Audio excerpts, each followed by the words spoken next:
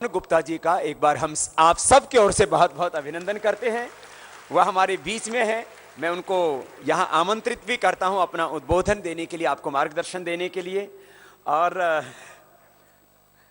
ये उन्हीं के भारत की पहचान धर्मपाल जी की दृष्टि में उनके जो लेख हैं उनको भी ये मेरे लिए बहुत प्यार से लेकर के आए हैं। और महात्मा गांधी का एक पुनरावलोकन, मैंने कहा ये बहुत अच्छे लेखक भी हैं और वो सब कुछ होने से पहले मैंने कहा ना एक दैवी शक्ति से अनुप्राणित हैं और जो है दायरों से परे। मैं एक बार इनके इस उपहार के लिए भी ये ज्ञान उपहार लेकर के आए हमारे लिए। एक बार पुनः इनका पूरे पतंजलि योगपीठ परिवार की ओर से अभिनंदन करता हूं और श्री पवन गुप्ता जी को मैं आज के इस उद्बोधन के लिए आमंत्रित करता हूं।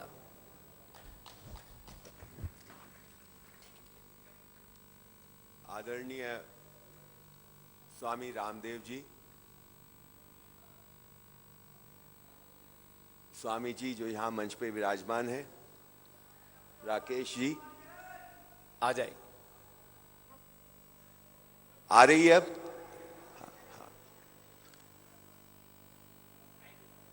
मैं स्वामी जी का अभिनंदन करते हुए अपनी बात रखता हूं। मैं दरअसल ऐसा कोई वक्ता नहीं हूं जो इतने बड़े समूह को संबोधन करे और मुझे ज्यादा सहज ये लगता है कि मैं अपनी बात करूं, मेरे अनुभव आपके साथ बांटूं। कुछ करीब 23 साल पहले मैं टेरी गढ़वाल के गांव में मैंने काम करना शुरू किया। लोगों के कहने पर, ऐसे गांव थे जहां स्कूल नहीं थे और वहां के लोग चाहते थे, वो ये मानते थे कि मैं ये पैंट कमीज पहनने वाला आदमी, एक छोटी गाड़ी भी थी, तो ऐसे आदमी को देख करके मानते हैं कि ये पढ़ा लिखा होगा। तो ये मानते हुए उन्होंने मुझे कहा कि भाई एक स्कूल चला लीजिए हमारे गांव में, यहाँ स्कूल नहीं है, बच्चे को पढ़ने के लिए बहुत दिक्कत होती है। हम भी ये मानते थे कि पढ़ाई लिखाई का मतलब ABC का ख ग 1 2 3 से ज्यादा क्या होता है, स्कूली किताबें। तो हमने कहा ठीक है तो कर ही देंगे। तो हम लोगों ने शुरू किया। करीब साल भर में जब वहां की बूढ़ी महिलाओं से हमारी मित्रता हुई, शुरू में तो अच्छी अच्छी बातें होती है ना, मन की बात होने में टाइम लगता है, सहजता आने में समय लगता है। तो गांव का आदमी हमको मूर्ख समझता था और हम उनको समझते थे कि अनपढ़ हैं। तो दोनों औपचारिकता में बातें करते थे, ऊपर ऊपर की। साल 1.5 साल में जब मित्रता हुई सचमुच में, तब उन्होंने हमको कहना शुरू किया, बड़ी महिलाओं ने, बूढ़ी महिलाओं ने, कि तुम हमारे बच्चों को बर्बाद कर रहे हो,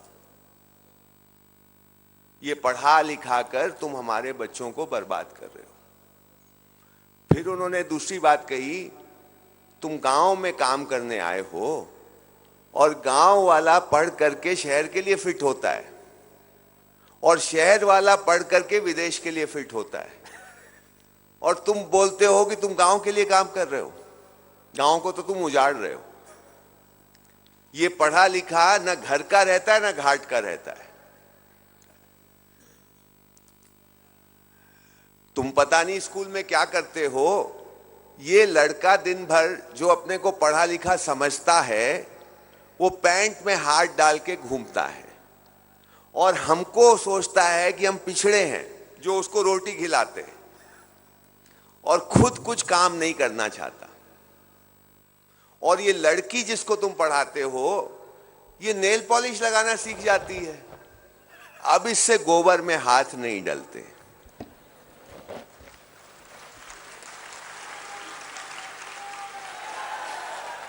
तो भैया ये कैसी पढ़ाई तुम पढ़ा रहे हो, हमको बर्बाद करने आए हो क्या? हमारा माथा ठनका।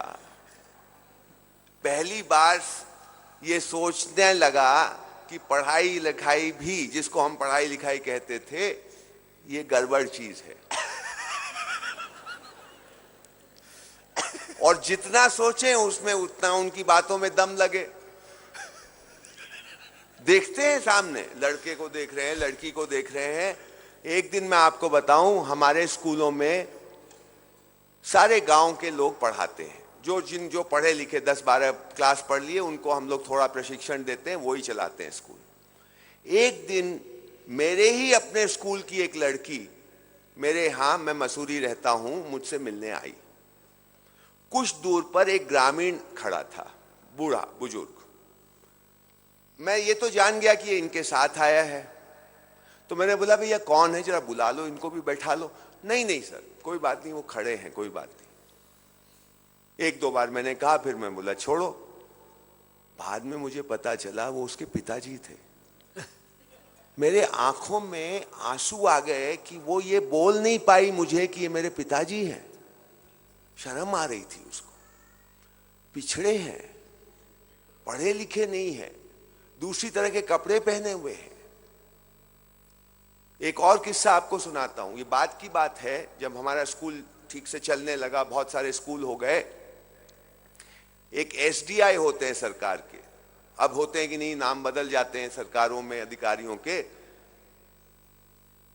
तो एक एसडीआई मेरे पास आए कि साहब हमारी एक रिश्तेदार है, उसको आप अपने स्कूल में नौकरी दे दीजिए 2-4 महीने के लिए, फिर तो मैं उसकी नौकरी सरकार में लगा दूंगा।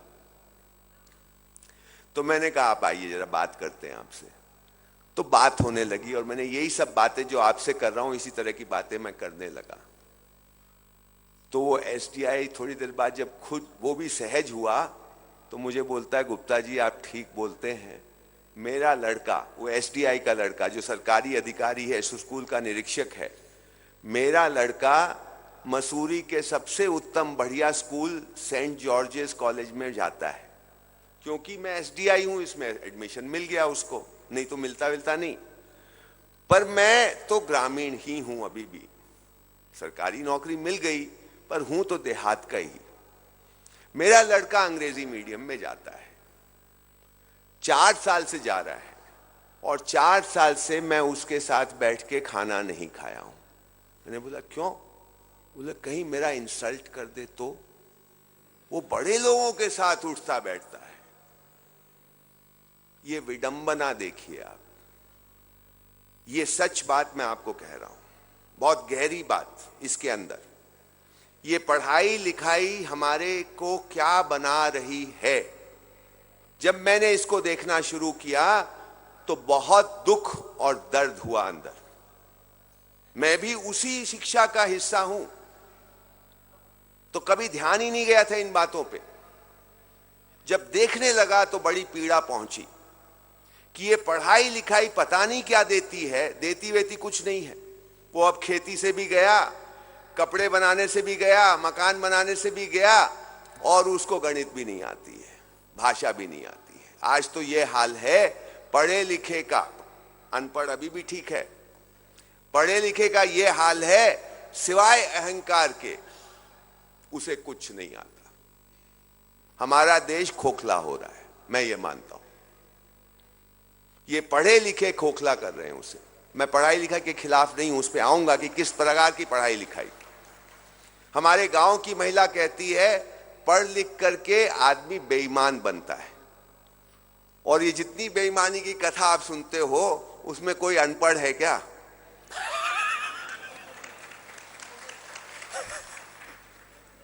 जो जितना ज्यादा दिग्गज वो उतना ज्यादा पढ़ा लिखा उतना बड़ा चोर। देखना ये बात क्यों ऐसा है। तो अब तो भैया मैं फर्क करने लगा हूं। एक साक्षरता अलग चीज है और शिक्षा अलग चीज है।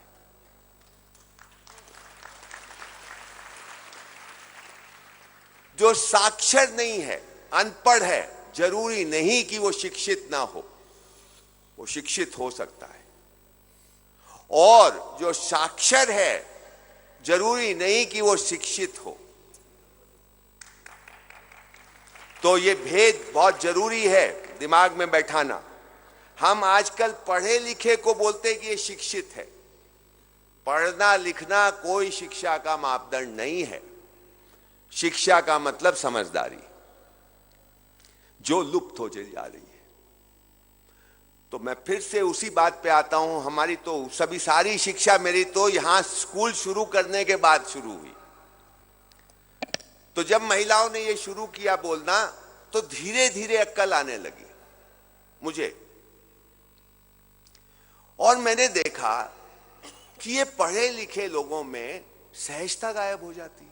ये सहज ही नहीं रहते। ये स्वामी जी जितना सहज है, ये अभी जैसे बात कर रहे हैं, मेरे से अलग बात करेंगे तो भी ऐसे ही बात करेंगे। ये यहां भी हंस देते हैं, कुछ मजाक कर देते हैं, पास में बैठेंगे तो भी कर देंगे। ये जो सहजता है, ये महत्वपूर्ण चीज है। हमारा पढ़ा लिखा पूरा समाज असहज हो गया है, अपने से कट गया है। वो अपनी भाषा बोलने में शर्माता है, अपनी बोली बोलने में शर्माता है, अपने कपड़े पहनने में शर्माता है। मेरे को पैंट कमीज से कोई परहेज नहीं है, मैं खुद भी पहनता हूं, लेकिन मैं इसलिए नहीं पहनता कि मुझे धोती या लुंगी पहनने में शर्म आती है। पर हमारे अधिकांश पढ़े लिखे को अपने कपड़े पहनने में शर्म आती है, अपनी भाषा बोलने में शर्म आती है, अपने रीति रिवाज का कोई भी काम, मैं अंधविश्वास की बात नहीं कर रहा हूं, कुछ भी काम अपने रीति रिवाज का करने में शर्म आने लगी। अपने से कट गए हम लोग पूरी तरह से। जो कुछ अपना है वो ठीक नहीं है। हमको अगर ठीक होना है तो किसी की नकल करना है। किसकी नकल करना है? वही जिन्होंने 200 साल राज किया है ना, या उनके पोते पड़पोते।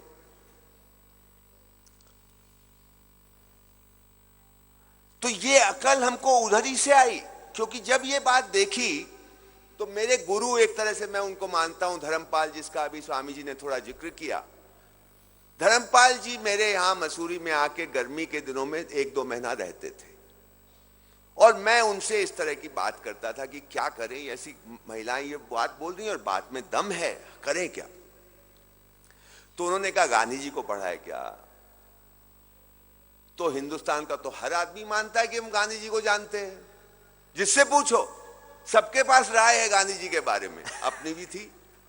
तो बोले हाँ, पढ़ा है क्या गांधी जी को? तब सोचना पड़ा। मैंने बोला पढ़ा तो ज्यादा नहीं, उनके बारे में पढ़ा है, उनके बारे में सुना है, उनको नहीं पढ़ा। ये भी तेरा सोचना पड़ा। शुरू में तो बोला हाँ हाँ पढ़ा है, तो मैंने गांधी जी को बहुत कम पढ़ा था, गांधी जी के बारे में जरूर पढ़ा था, और उससे एक राय बना ली और ये मान लिया कि हम गांधी जी को जानते हैं। तो उन्होंने कहा, पहले आप महात्मा गांधी, इस देश को समझना हो, यहां के लोगों को समझना हो, तो गांधी जी को पढ़िए। क्या करें? वांग्मय मंगवाइए। तो साहब मैंने गांधी पूरा वांग्मय 100 खंडों का हिंदी और 100 खंडों का अंग्रेजी, ये दोनों मंगाए। 2,500 हजार रुपए में उस समय मिलते थे, अब तो 10,000 दाम हो गए। भारत सरकार छापती है, एक बड़ा अच्छा काम करती है भारत सरकार, उसमें एक काम है। तो उसमें भी गड़बड़ कर दी है अभी इन लोगों ने, लेकिन वो छोड़िए, वो बाद में आएंगे इस पे। तो वो मंगाया। तो धर्मपाल जी बोलते थे, हाँ पवन जी, वो 6 फरवरी 1916 को जरा भाषण देखिए तो उठा के। तो साहब वो भाषण देखा। फिर कभी बोलते थे 17 मार्च 1918 वाला देखिए। इस तरह से मेरी लिखाई पढ़ाई गांधी जी के बारे में शुरू हुई, शिक्षा। उसके कुछ लेख इसमें मैंने आदरणीय स्वामी जी को पढ़ने दिए। मेरी आंखें खुली। मैं तो गांधी जी को क्या मानता था, जो आप में से भी बहुत लोग मानते होंगे, एक गाल पे थप्पड़ मारो, दूसरा गाल आगे करो, मजबूरी का नाम महात्मा गांधी, क्या क्या बोला है, क्या क्या बोला है महाराज। और वो आदमी तो आग का गोला है। वो जो आग का गोला है महात्मा गांधी, और कैसा गोला, वो आपको समझ में नहीं आएगा जब तक आप उनको नहीं पढ़ेंगे ठीक से, और ठीक से, ऊपर ऊपर से नहीं, ठीक से। उनके आग का गोला क्यों बोलता हूं, इस पर एक बात आपको बताना चाहता हूं। गांधी जी यहां हिंदुस्तान कब आए बताइए? दक्षिण अफ्रीका से जब लौट के आए तो कब आए? 1915 में, 9 जनवरी 1915। 1911 में हिंदुस्तान में क्या हुआ था, जिसका जश्न हमारी सरकार मना रही है दिल्ली में अभी, 100 साल दिल्ली का। तो दिल्ली दरबार जब लगा है यहां पे, तो अंग्रेज उस समय यह मानता है कि अब तो हम हिंदुस्तान पे राज करने वाले हैं। पराकाष्ठा पे है उस समय ब्रिटिश साम्राज्य। उसके 4 साल बाद गांधी हिंदुस्तान आते हैं 1915 में, और 1 साल तक वो चुप रहते हैं, ऐसा कहा जाता है। देश भर में घूम रहे हैं, वैसे उतना चुप नहीं है, पर सार्वजनिक तौर पे नहीं बोले ज्यादा। देश में भ्रमण किया, खूब देखा। पहला सार्वजनिक भाषण हिंदुस्तान में गांधी जी ने दिया 6 फरवरी 1916 को। कब दिया? जब बनारस हिंदू यूनिवर्सिटी का उद्घाटन समारोह में मालवीय जी उनको लेके आए कि आप भी मंच पर बैठेंगे और भाषण देंगे। अंग्रेजों का राज्य पराकाष्ठा पे है। उस बनारस हिंदू यूनिवर्सिटी में विश्वविद्यालय का उस समारोह का चीफ गेस्ट कौन है? लॉर्ड हार्डिंज, वाइसरॉय इंडिया का बड़ा आदमी, सबसे बड़ा आदमी, राजाओं का राजा, हिंदुस्तान के राजाओं का राजा है, नौकर। ब्रिटिश की महाराज जॉर्ज पंचम का नौकर है, लेकिन यहां तो राजाओं का राजा है। वो आया है चीफ गेस्ट। तो गांधी जी का नंबर आता है जब बोलने के लिए, आप वो भाषण पढ़िए। आप लोग अगर इस देश के बारे में सोचते हैं तो 6 फरवरी 1916 का, और भी चीजें पढ़ने लायक है, लेकिन वो तो जरूर पढ़िए। गांधी जी कहते हैं, पहली बात तो ये, मंच पर आते हैं और बोलते हैं, अगर आप लोग इजाजत दें तो मैं हिंदी में बोलूंगा। उसके पहले जितने वक्ता अंग्रेजी में बोले, और मैं ये जानता हूं कि आपको इसमें कोई आपत्ति नहीं होगी। ये गांधी जी के शब्द हैं। क्यों? क्योंकि ये जितने भी लोग मेरे पहले बोले, इनकी बात आपको हृदय को छुई नहीं है। ये अपनी भाषा में नहीं बोले। तो वहां जितने विद्यार्थी बैठे थे वो तो एकदम पागल हो गए, वहां जरूर बोलिए। उसके बाद गांधी जी कहते हैं, मैं आज इस सभा में देरी से पहुंचा। उनका स्टाइल देखो आप, मैं आज इस सभा में देरी से पहुंचा, उसके लिए माफी चाहता हूं। मैं समय का बहुत पाबंद हूं, आज मुझे देरी हुई, पर मैं ये वजह बताना चाहता हूं कि देरी क्यों हुई। लॉर्ड हार्डिंज हमारे बीच बैठे हैं, ऐसा बोलते हैं। इनको अपनी जान का खतरा है। तो पूरे बनारस शहर में नाकाबंदी है। मेरी गाड़ी जहां से मैं आ रहा था 10 बार रोकी गई, उसकी तलाशी हुई। इनको अपनी जान का खतरा है। जिस देश में, हमारे देश में शास्त्रों में लिखा गया है कि जिस राजा को अपनी प्रजा से जान का खतरा हो, उसके लिए तो मौत ही बेहतर है। पर लॉर्ड हार्डिंज तो मर भी नहीं सकते बिना उसकी इजाजत लिए, ऐसा खुली सभा में बोलते हैं। लॉर्ड हार्डिंज के बैठे हुए उनके मुंह पर उस समय यह चर्चा है कि अंग्रेजों से हिंदुस्तान का आदमी आंख से आंख, तो क्या बात है, 2 शब्द भी बोलने में उसकी जबान लड़खड़ाती है। उस माहौल में गांधी ये बात बोल रहा है। आज तो आप बोल देंगे, कौन सी बड़ी बात है? उस माहौल में बोलना बड़ी बात है, और उसी ने गांधी को महात्मा बनाया, मैं ऐसा मानता हूं। ये हिम्मत,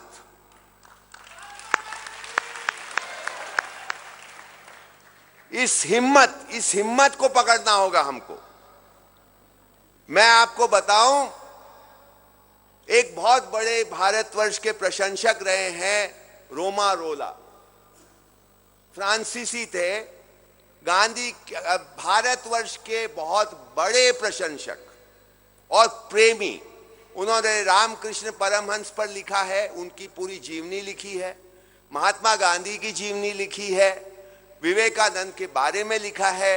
हिंदुस्तान से जो भी यहां से बड़ा आदमी गया, चाहे वो रविंद्रनाथ ठाकुर हो या कोई भी हो, वो उनके यहां जरूर गया।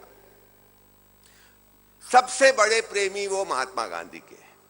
रोमा रोला का भारत, वो भी किताब पढ़ लेना कभी आप, ये हिंदी में भी आ गई, पूर्वोदय प्रकाशन ने छापी है। रोमा रोला का भारत 2 खंड में, मजा आ जाएगा पढ़ करके, पता चलेगा हिंदुस्तान क्या चीज है और यहां के नेता कैसे रहे हैं, अच्छे और बुरे दोनों।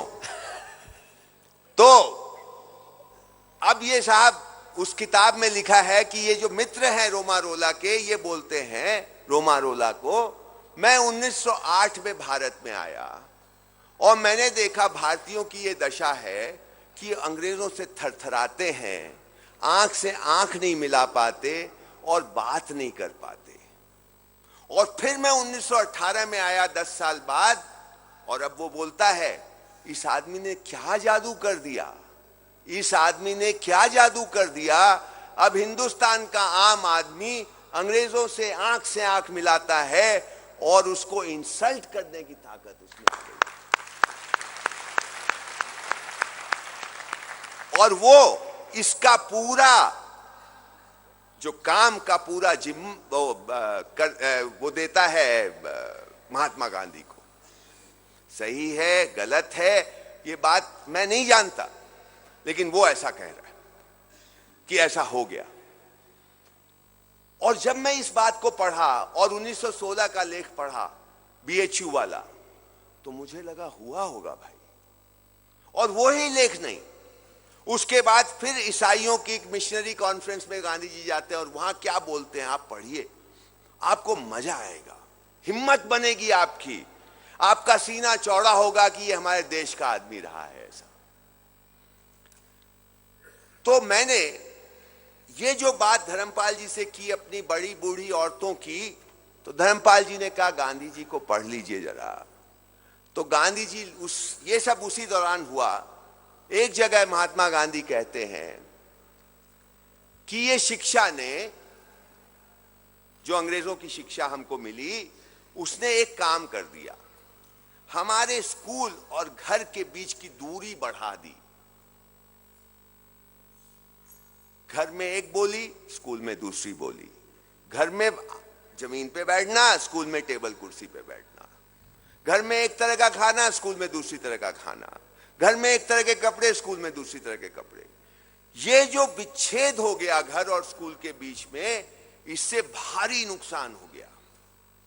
इससे हमारे में हीन भावना आ गई, क्योंकि बच्चा जो स्कूल में होता है, अच्छा हो बुरा हो कुछ भी हो, उसको जरा ऊंचा मानता है और घर इस वजह से नीचा हो गया, गांव नीचा हो गया, भाषा नीची हो गई, पहनावा नीचे हो गया, माता पिता नीचे हो।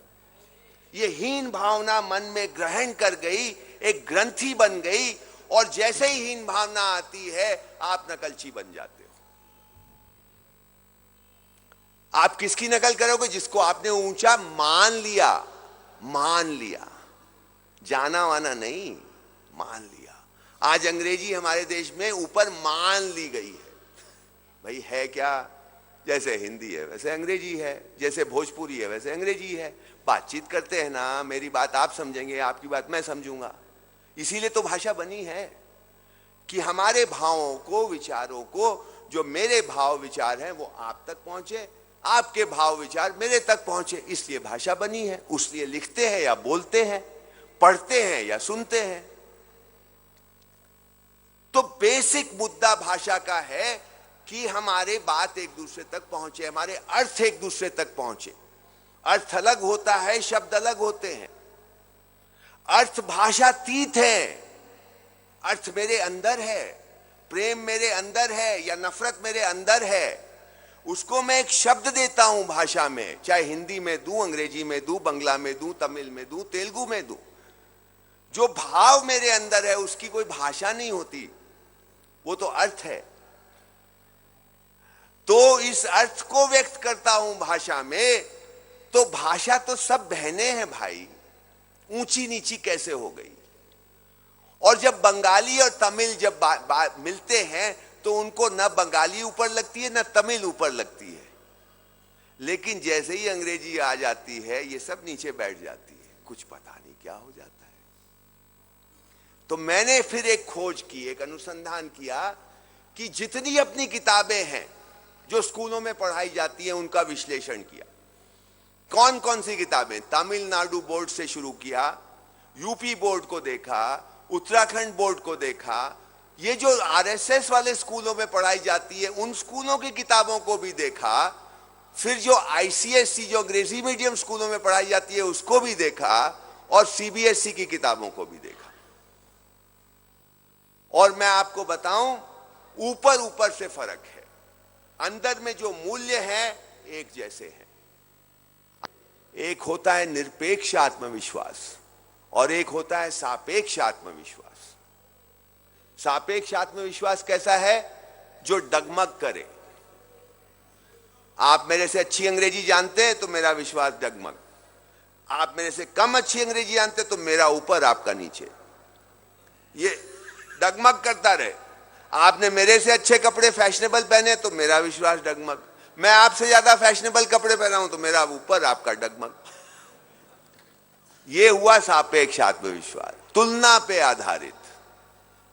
निरपेक्ष क्या है? मैं सहज हूं, मैं जैसा हूं अपने को देख लिया, ठीक हूं मैं आपसे प्रभावित नहीं होता। तो सापेक्ष आत्मविश्वास प्रभावित होता है, निरपेक्ष आत्मविश्वास सहज रहता है, और अगर होगा तो क्या होगा? प्रभावित नहीं होगा, प्रेरित होगा। मैं स्वामी जी से प्रेरित हो सकता हूं तो नकल नहीं करूंगा इनकी। प्रेरणा में नकल नहीं भाई, प्रेरणा तो कोई ऐसे गुण की होती है जिसको आप अपने अंदर बैठाओगे और फिर वो फैलेगा आपके हिसाब से। हिम्मत की नकल क्या करोगे? हिम्मत तो लानी पड़ेगी ना। स्टाइल की नकल कर सकते हो, स्वामी जी जैसे हंसते हो वैसे हंस सकते हो, पर वो जो प्रसन्नता की नकल कैसे करोगे भाई मेरे? वो प्रेरणा है। तो हमारी शिक्षा प्रभावित कर रही है, हमारी शिक्षा प्रेरित नहीं कर रही। ये चीजें हमको धर्मपाल और गांधी से समझ आई, और उसके बाद हमने अपनी शिक्षा को बदलना शुरू किया कि क्या करें। तो हमने स्थानीयता को लाया, क्योंकि एक बात और जो स्वामी जी भी बोल रहे थे और मैं उससे पूरी तरह सहमत हूं कि आपको अपने विगत से जोड़ाव करना पड़ेगा। विगत से, इतिहास से, अपने पुराने से आप अपने आप को जोड़ नहीं पाओगे तो आप कहीं के नहीं रहने वाले, आप बिन पैंदी के लोटे जैसे हो रहोगे। और इसके लिए आपको कहीं ना कहीं अपने को समझने का प्रयास करना पड़ेगा। आपसे कहना चाहता हूं, थोड़ा गंभीर बात है। आजकल आप कहीं भी जाइए, एक शब्द बच्चे बच्चे की जुबान पर है, वो है विकास। जो अपने को पिछड़ा मानते हैं वो बोलते हैं हमारा विकास नहीं हुआ, विकास चाहिए, विकास चाहिए, जहां जाओ विकास। आपको पता है ये शब्द कितना पुराना है? मेरे को पढ़ने लिखने का थोड़ा शौक है, अब पढ़ लिख कर बर्बाद हो गए, अब एक ही काम कर सकते हैं, पढ़ लिख सकते हैं और कुछ नहीं। तो मैंने एक बार कहीं पढ़ा कि विकास शब्द, डेवलपमेंट का शब्द पहली मर्तबा 1949, बहुत पुरानी बात नहीं है, आजादी के बाद की बात है, 1949 में अमेरिकी राष्ट्रपति एक हुआ ट्रूमैन करके, हैरी ट्रूमैन ने लिया। इस सेंस में उसने ये पहली बार ये घोषणा की कि हम विकसित राष्ट्र हैं और ये सब अविकसित राष्ट्र हैं। उसके पहले विकास शब्द का इस प्रकार उपयोग ही नहीं हुआ। मुझे अजीब लगा। तो मैं आज कल और उस समय से जो भी कुछ पढ़ता हूं, पहले देखता हूं 1949 के आगे का कि पीछे का है, और अगर पीछे का तो बड़ी बारीकी से पढ़ता हूं कि कहीं विकास शब्द तो मिले मुझे। नहीं मिलता साहब। कैसे मिलता है? गांधी जी ने यूज किया है विकास, पर कैसे यूज किया? मानसिक विकास, आध्यात्मिक विकास, आर्थिक विकास, विकास अपने आप नहीं। इस क्षेत्र का विकास नहीं हुआ ऐसा नहीं, हमें विकास चाहिए। हाँ हमें विकास चाहिए ऐसा नहीं। अरे कौन सा विकास भैया? मानसिक विकास चाहिए, शारीरिक विकास चाहिए, आर्थिक विकास चाहिए। इस ऐसे तो यूज हुआ है, ऐसे तो इस्तेमाल हुआ है, लेकिन विकास चाहिए। ये कि विकास के चिड़िया है? क्या है विकास का मतलब? ये जो अर्थ है ये बहुत पुराना नहीं है, इस पे मैं आपका ध्यान दिलाना चाह रहा हूं। कितने साल? 60-62 साल पुराना शब्द है। अमेरिका में यूज हुआ और आज हमारे गांव के बच्चे बच्चे की जबान पे आ गया। ये होती है शब्द की ताकत, और शब्द के मार्फत दिमाग को बदल देना।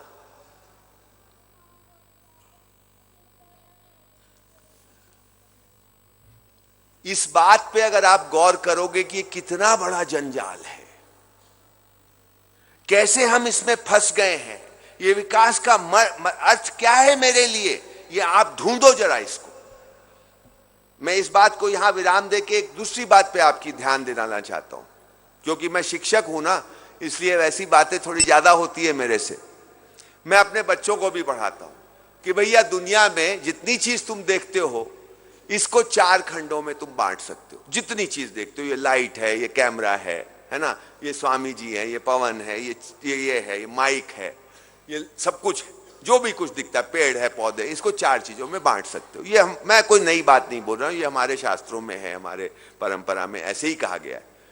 पहली बात पदार्थ अवस्था है। मिट्टी, पत्थर, हवा, पानी, सोना, चांदी, हीरा, मोती पदार्थ है।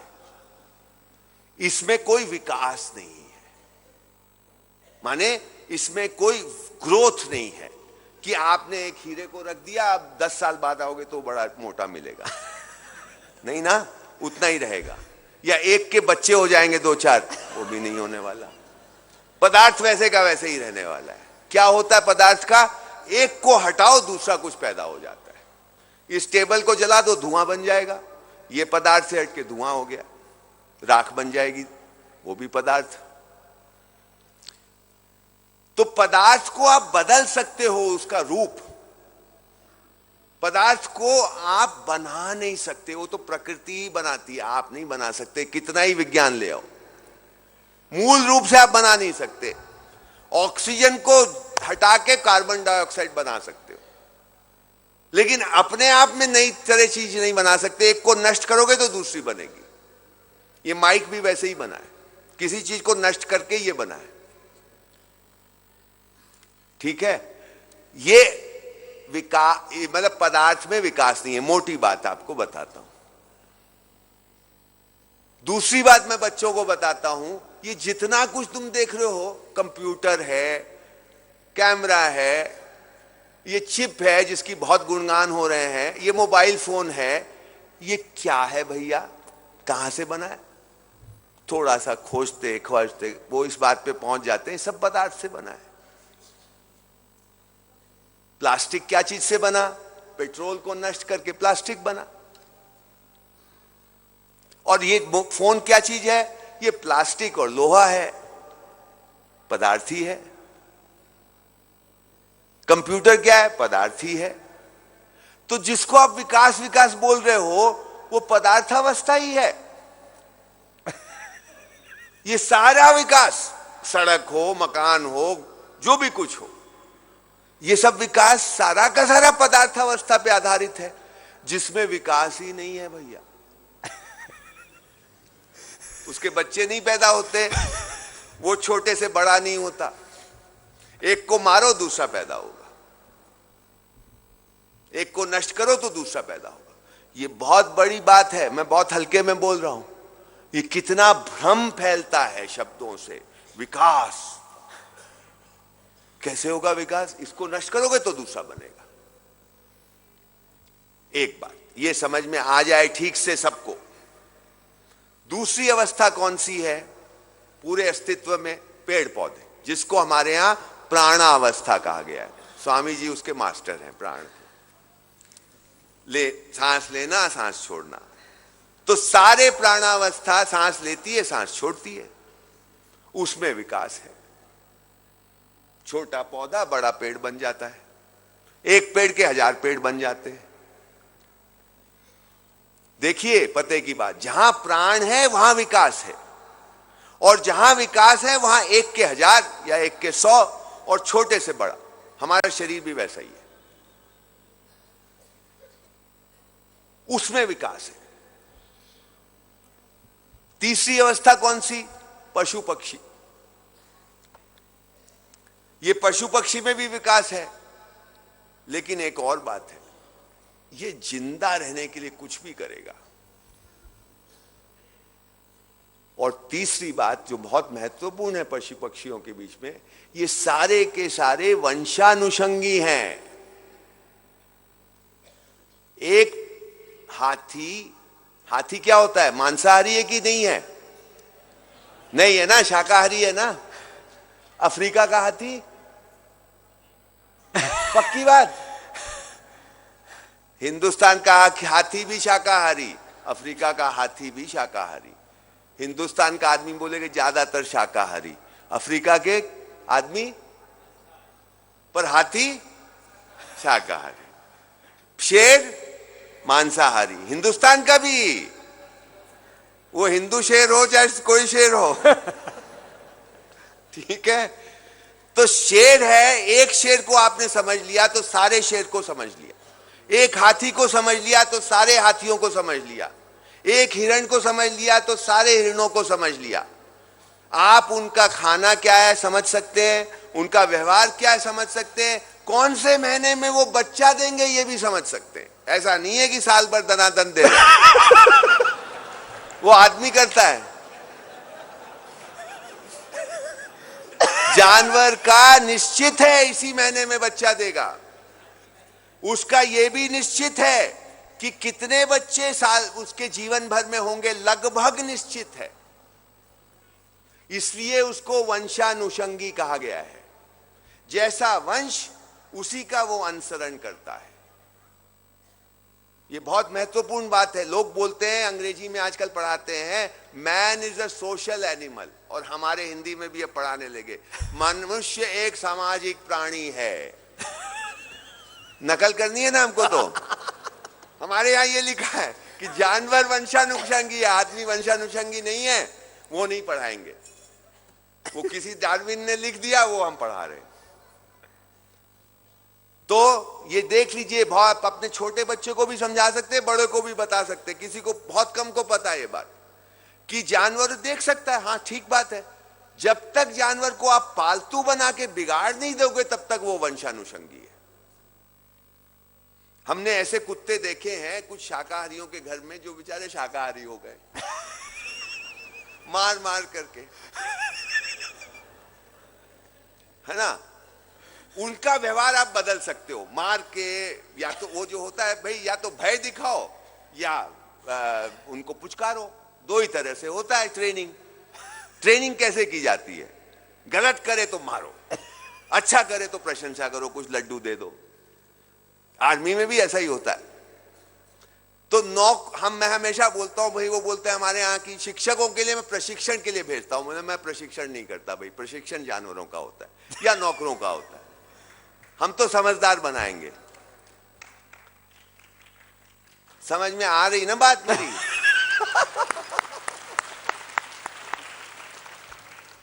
ठीक है। तो जानवरों का प्रशिक्षण करके आप उनका व्यवहार बदल सकते हो, परंतु अगर आप बीच में हस्तक्षेप ना करो तो वो वंशानुषंगी है। उसके बाद चौथी श्रेणी आई आदमी की, मनुष्य की। अब मनुष्य बड़ा गड़बड़। अफ्रीका का मनुष्य है तो पता नहीं भैया कैसा होगा, अमेरिकन है तो पता नहीं कैसा होगा, हिंदुस्तानी है तो पता नहीं कैसा होगा। तीनों अलग अलग खोपड़ी के। और अगर एक ही परिवार में दो जुड़वा भाई एक ने शादी की, दूसरे की ही नहीं। कुछ पता नहीं, खाने का पता नहीं, एक मांसाहारी एक शाकाहारी है। जानवरों में ऐसा नहीं है। आदमी में कुछ है यहां पे कि वो या तो जानकर करता है या मानकर करता है। ये विकल्प हमको दिया हुआ है। तो रास्ते में रस्सी पड़ी हुई है, हमने मान लिया सांप है, तो हम भाग जाएंगे या लाठी लाएंगे मारने के लिए, ठीक है। और सांप है और हमने मान लिया कि नहीं साहब रस्सी है, तो कोई बात नहीं चले जाएंगे। तो हम क्या मानते हैं या जानते हैं या मानते, यही विकल्प है। और कोई विकल्प ही नहीं है आपके पास। मनुष्यों के पास यह विकल्प हमेशा रहता है कि जानकर कर लो या मानकर कर लो, जैसा उसके हिसाब से आपका व्यवहार होगा। जानवरों के पास यह विकल्प नहीं है। एक तरह से कहें तो मैं तो कहता हूं भाई हमसे ज्यादा समझदार है, और उनको क्योंकि आप ट्रेनिंग की जरूरत नहीं पड़ती तैरने के लिए, किसी भी चीज किसी के लिए की नहीं। और आप देखो प्रकृति का, आप ये देखिए कि ये चारों अवस्थाएं मैंने आपको बताई। अब पेड़ पौधे, पहली अवस्था थी पदार्थ अवस्था, दूसरी अवस्था थी प्राणावस्था, तीसरी अवस्था थी जीव पशु पक्षी जिनको वो, और चौथी अवस्था मनुष्य वाली, ज्ञानावस्था कहा जाता है मनुष्य वाले को, उसको जीवावस्था कहा जाता है। खैर, अगर पदार्थावस्था ना हो तो क्या पेड़ पौधे होंगे? क्या बताओ आप? नहीं होंगे ना। मिट्टी नहीं होगी, हवा नहीं होगी, पानी नहीं होगी, पेड़ पौधे कैसे होंगे? तो पूरी की पूरी प्राणावस्था पूरी तरह से पदार्थावस्था पे निर्भर है। उसके बिना वो चल नहीं सकती, हो ही नहीं सकती। परंतु उल्टा रिश्ता क्या है? प्राणावस्था पदार्थावस्था को क्या करती है? शोषण करती है या पोषित करती है?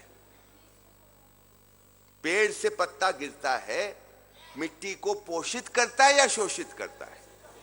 पोषित करता है, शोषण नहीं करता। पेड़ जमीन में लगा हुआ है, जमीन का शोषण नहीं करता, उसको और समृद्ध करता है, हवा को समृद्ध करता है, पानी को समृद्ध करता है। उस पर निर्भर है, परंतु उसका शोषण नहीं कर रहा, उसको और समृद्ध कर रहा है। हवा, पानी, मिट्टी पेड़ पे निर्भर नहीं है, पर उससे पोषित होती रहती है। ये निर्भर भी है और पोषित भी करता है। उसके बाद आया जीवावस्था, जानवर, पशु पक्षी। अब अगर मिट्टी, पानी, हवा ना हो तो ये रहेंगे क्या? नहीं रहेंगे। पेड़ पौधे ना हो तो ये जिंदा रहेंगे क्या? एक भी नहीं रहेगा। तो ये दोनों पे निर्भर करते हैं, पदार्थावस्था पे भी निर्भर करते हैं, प्राणावस्था पे भी निर्भर करते हैं। परंतु उल्टा रिश्ता कैसा है? ये उनका शोषण करते हैं या पोषण करते हैं? पोषण करते हैं। इनकी वृष्टि भी जमीन को पोषित करती है। बीट जो होती है चिड़िया की, वो कितने उसमें गुण होते हैं हमको पता ही नहीं। जब यूरोप के लोग दक्षिण अमेरिका में गए पहली बार, और दक्षिण अमेरिका बोलते, मैं तो कभी गया नहीं, कि भाई इतनी नदियां और इतने पेड़ पौधे हैं कि हिंदुस्तान से इस मामले में कम नहीं है वो। तो जब ये लोग गए, यूरोपीय लोग वहां पे, तो वहां पे ऐसे ऐसे पेड़ थे जहां पे लाखों पक्षी पेड़ों पे बैठे हुए हैं, एक ही इतने बड़े उसमें। तो अगर लाखों पक्षी बैठेंगे तो जमीन पे क्या होगा? बीट ही बीट, बीट ही बीट। तो उसके पहाड़ हो गए। तो आपको पता है यूरोप के लोग सबसे पहला काम ये किए कि उस बीट के पहाड़ को खोद करके अपने जहाजों में भर के यूरोप ले गए, क्योंकि वहां की मिट्टी बड़ी घटिया मिट्टी। और एक बात आपको मजे की बता दूं, क्योंकि स्वामी जी के साथ बहुत सहजता हो गई अपनी, तो इसलिए ऐसे बात कर पा रहा हूं। तो वो ले गए, बड़ा मजेदार किस्सा है पर सच किस्सा है। जब ले गए तो ये भर भर के ले जाते थे, तो जहाज के नीचे में रखते थे। तो जब जहाज जाते थे तो उसकी नमी और पानी उसमें लगता था बीट में, तो उधर मीथेन गैस बनने लगती थी। और उस समय बिजली का जमाना था नहीं, तो जहाज का कोई नाविक अगर लैंप लेके नीचे गया तो भक करके आवाज हो जाता था, धमाका, जहाज डूब गया। मीथेन गैस बड़ी भयानक होती है। कई बार तक तो इनको पता ही नहीं चला कि क्या हो क्या रहा है मामला। बाद में पता चला कि भैया वो उसकी वजह से हो रहा है, तो वो ले जाना तो जरूरी है। तो उन लोगों ने उसको पैक करके उसमें लिखना शुरू किया, स्टोर हाई इन ट्रांजिट। वहां से ये शब्द, आज जो अंग्रेजी जानता है लड़का लड़की, वो सबसे ज्यादा सबसे पहला शब्द क्या सीखता है? शिट। शिट माने टट्टी। ये बड़ा फेमस शब्द हो गया आजकल अंग्रेजी जानने वालों के लिए। अंग्रेजी नहीं आती हमारे देश के लोगों को, ये सब बहुत आता है। तो ये शब्द वहां से निकला, store high in transit, SHIT, वो उसका शॉर्ट हो गया। तो खैर, ये बड़ी काम की चीज होती है ये बीट। ये बीट जो होती है जमीन को समृद्ध करती है, पेड़ पौधे को समृद्ध करती है। कहना मैं ये चाह रहा हूं कि इनका रिश्ता आप देखिए, जीव जंतुओं का रिश्ता जमीन से, धरती से, हवा से, पानी से, पेड़ पौधों से, शोषण का नहीं पोषण का है। उसके बाद चौथी अवस्था आई मनुष्य की। मनुष्य इनमें से तीन में एक भी चीज नहीं रहे तो जिंदा नहीं रहेगा। अगर मधुमक्खी दुनिया में से खत्म हो जाए, अगर तितलियां दुनिया से खत्म हो जाए, तो हम सब मर जाएंगे, क्योंकि सारे पेड़ पौधे की जो प्रजनन क्षमता है वो ही खत्म हो जाएगी। उनकी वजह से होता है और हम उन पे निर्भर हैं। तो हम इन सब चीजों पे निर्भर हैं, पर हम इनको दे क्या रहे हैं? इनको पोषित कर रहे हैं कि शोषित कर रहे हैं? शोषित कर रहे हैं, और अपने को सबसे ज्यादा समझदार मानते हैं। ये जो शोषण हो रहा है, ये पिछले 300-400 साल में सबसे ज्यादा बढ़ा है। उसके पहले शोषण नहीं हो रहा है। हमारा देश तो पेड़ को भी पूजता था, गाय को भी पूजता था, जानवरों को भी पूजता था, पहाड़ को भी पूजता था, नदी को भी पूजता था। ऐसी संस्कृति थी। पूजने का मतलब है कृतज्ञ है भैया तुम्हारे। आज हम इन सब का शोषण कर रहे हैं। ये इसी को अगर एक नाम दूं, विकास, यही विकास है।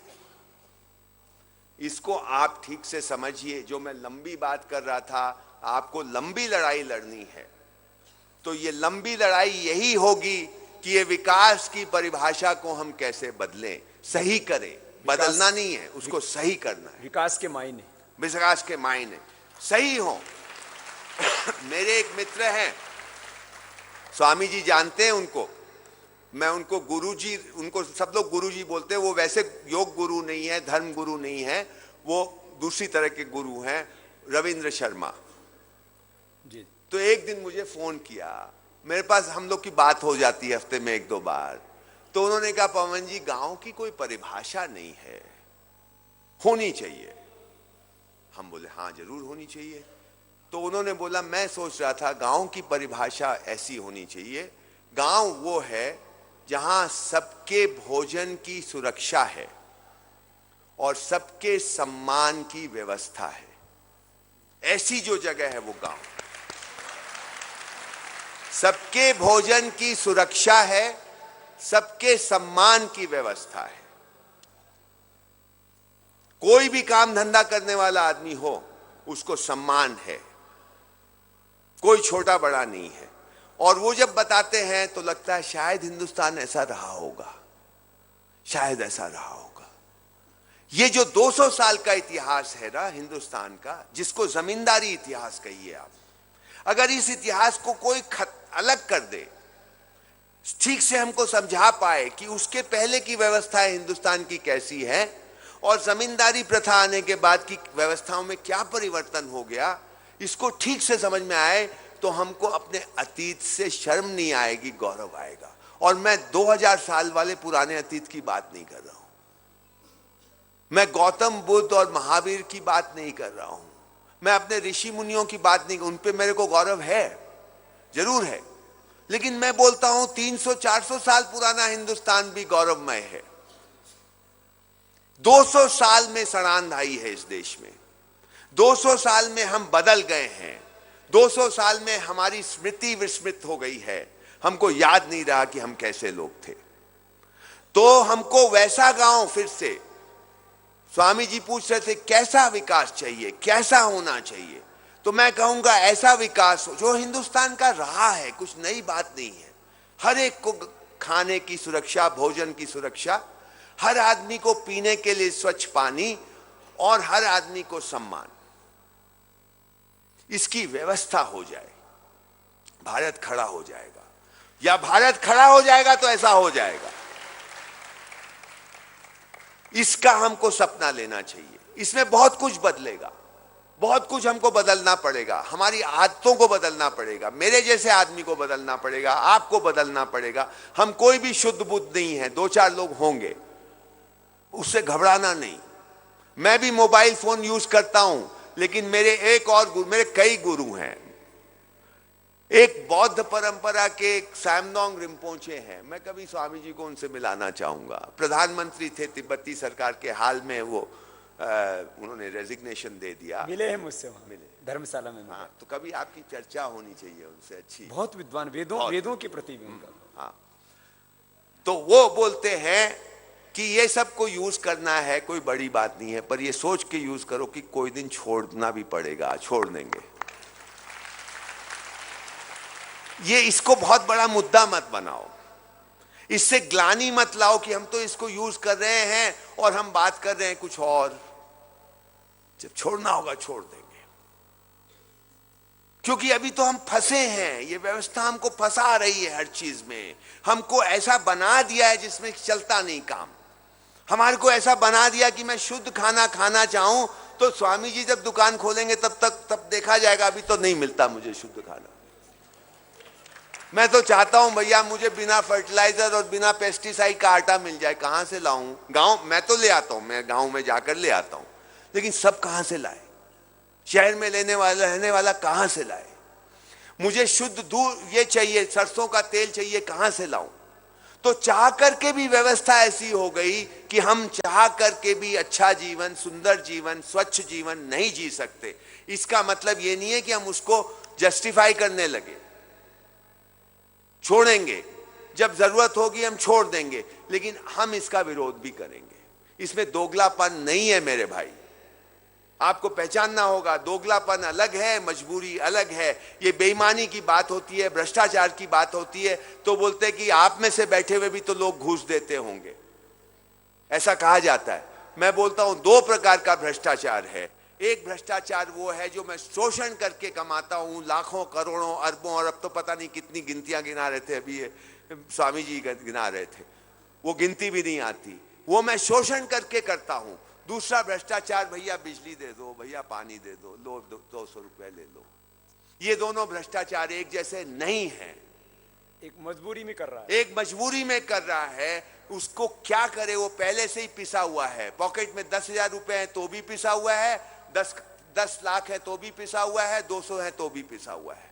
ये दोनों भ्रष्टाचार में भेद करिए। मैं इसको सही नहीं ठहरा रहा हूं, आप मेरी बात को गलत मत ले लेना, मैं इसको सही नहीं ठहरा रहा हूं, पर यह मजबूरी का भ्रष्टाचार और उस भ्रष्टाचार में भेद है। यह सही है ऐसा मैं नहीं कह रहा हूं।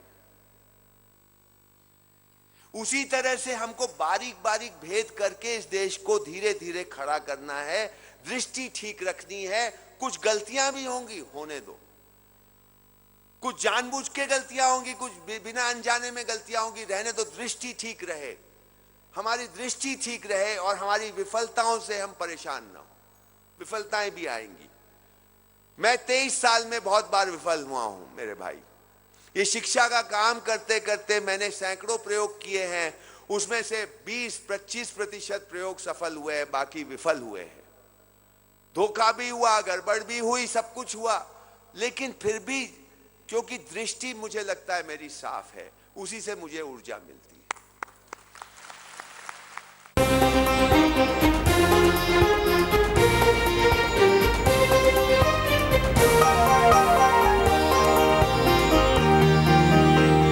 आस्था जीवन का आधार।